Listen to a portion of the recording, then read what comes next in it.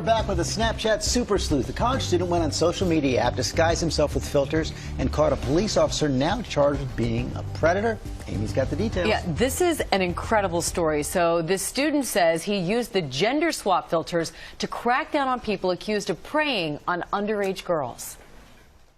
They're the wildly popular Snapchat filters that swap a person's gender with just a quick tap, going from he to she or vice versa in an instant.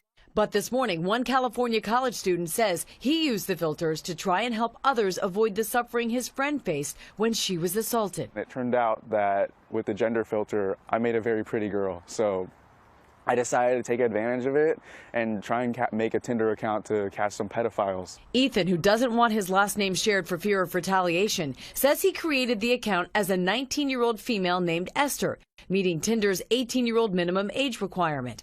He says he eventually matched with a 40-year-old man and moved their conversation to the messaging app Kik, where he made his female persona even younger. He asked me to tell him about myself, so I told him, my name is Esther, as you know, and I'm 16 and I like comic book movies and Star Wars. According to police, that man, San Mateo police officer Robert Davies, sent these messages reportedly showing Davies saying Esther's age might be an issue. But Ethan says after that, Davies' exchanges grew increasingly explicit. He started talking about all the things he wanted me to do to him and what he wanted to do to me.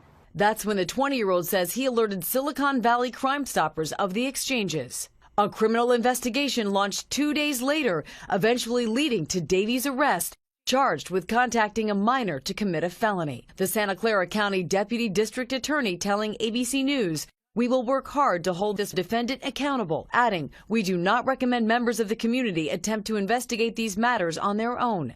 There are officers who are well trained to investigate these crimes." As for Ethan, he says Esther will no longer be swiping right. After I talked to the police about it, I deleted the account. But what an incredible find he had. Now, Davies is currently out on paid administrative leave. The San Mateo police chief saying this alleged conduct, if true, is in no way a reflection of all that we stand for as a department and is an affront to the tenets of our department and our profession as a whole. And I understand why it's not recommended, but it's still pretty remarkable what this young man was able to do. Sure is, no question about that. Wow. Thank you, Amy. Sure.